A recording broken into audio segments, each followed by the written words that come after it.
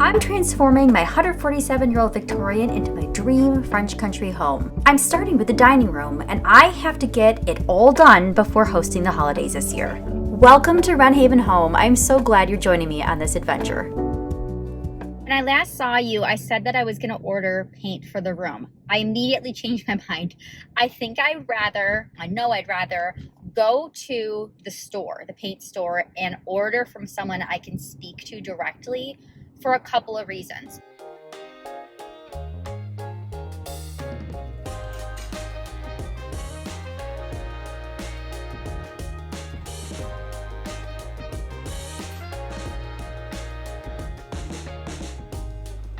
Okay, this was interesting. Sorry, I'm getting sweaty. It's warm out there. I just left the paint store, and the gentleman who mixed paint for me was so nice. I asked him if the paint is actually any different when it's mixed here at Sherwin-Williams versus at the department stores, or the, what do you call them? Hardware stores. At the hardware stores. He said that the real difference is that the saturation, the degree of saturation, can be a little different if it's mixed here at the store versus in the hardware stores. And I thought you might find that interesting, that indeed there is something to this idea that if you buy at Lowe's, Home Depot versus the paint store itself, the paint can be different. So, good to know. Home Depot was next, and I had to walk in through the garden center as I always do. The poor plant selection is looking so sad this time of year, but I stayed on track and headed straight for the trim section. When you're buying trim, you do need to pay attention to whether what you're purchasing is sold by the linear foot or by the piece. Right now, I was just focused on the shape because I have a very specific vision in mind for what I'm looking for the little trim pieces and for the chair rail size. This is the more classic size chair rail. You see how wide that is? That's too wide for what I'm looking for. So even though this is not labeled as chair rail, I actually think this base cap is going to work really well for what I want. This one looked pretty good too.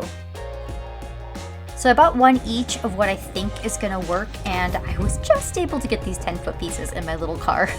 Don't mind the mess, the dog was in here recently. Well, the good news is we got some trim pieces. The bad news is that the salvage place I was gonna go to is closed, as in permanently closed. Oh, what a disappointment. But I did at least get done today the major things I wanted so that I can start outlining the trim panels and figuring out the dimensions and the proportions.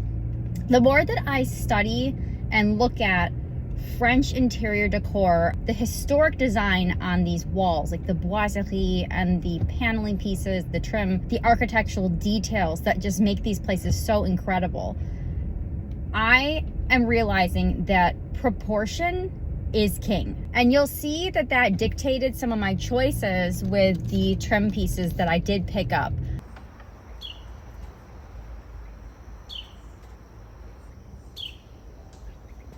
I have spent years fostering wren habitat here, and when I tell you this feels like the culmination of all of my efforts, there have to be at least 6 babies in flight school right now, and I interrupted this when I came home from shopping, and I am just, my heart could not be more full right now. They're so cute.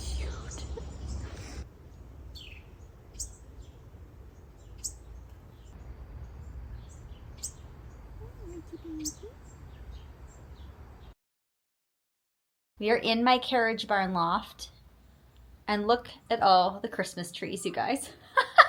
So behind those trees is a mirror. Let me turn you around. Okay, so behind the Christmas tree forest are all kinds of chairs. My friend calls this my chair orphanage, which I find it so funny. I've got a bunch of chairs and other furniture. My husband's bike that he isn't using right now. This is all Christmas garland. Over there are more chairs. Isn't this one pretty? Gosh, I love this one. And here is what we came up here for. This amazing mirror that I'm going to see if I can drag out of here. I do know that the frame is broken on the bottom. Do I have the part? Yes, the part is over there. So I got to get over there and get that. Okay, this might be interesting.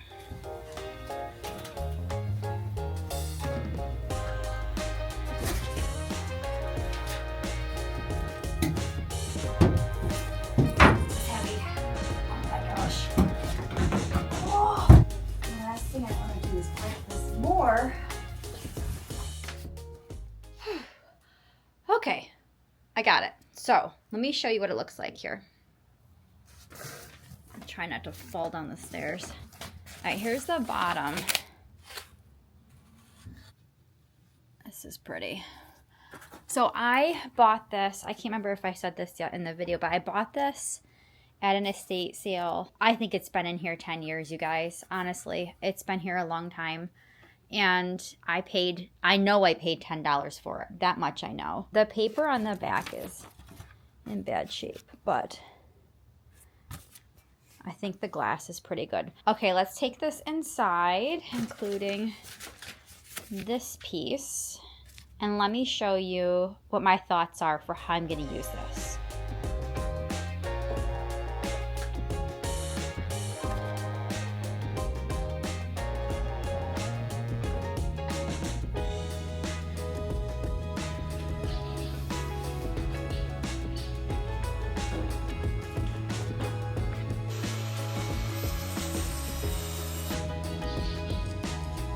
Okay, I am firmly at the what have I done portion of the program here. Now that I see this in the room, you see yourself, Oliver? I know it's disgusting, I still need to clean it, but now that I see this in the room, it's gonna look phenomenal in here, and I know that, but I'm also at the oh my god stage of trying to figure out how I'm gonna make what is in my head appear in real life. That is not attached yet. It just happens to be kind of comically sitting on the top of the mirror in like the right spot. Now I'm actually gonna turn us around so I can talk about this. I really want to emulate the proportions that I see in historical French architectural choices. What does that mean? That means trim that is smaller in proportion than what you might consider appropriate for modern chair rail. Now, theoretically, I probably should remove this baseboard. I am not gonna do that. This home was built in 1879, so it is properly a Victorian. My feeling is that if I were to remove trim like this, first of all, that would just feel like a travesty to me. Secondly, the weight that these heavy baseboards provides actually is a really nice visual anchor for the lighter, more ornamental stuff I'm gonna be doing up higher. Now, if you are a finished carpenter, do yourself a favor and do not watch this because I don't know what I'm doing. I am literally learning as I go with this. What I really wanna do is get a visual for the electrician so I know where the lower picture frame pieces are gonna be, so that when he comes to give me a new outlet, he can just put it in the center of one of them or something and not have it go in the molding piece.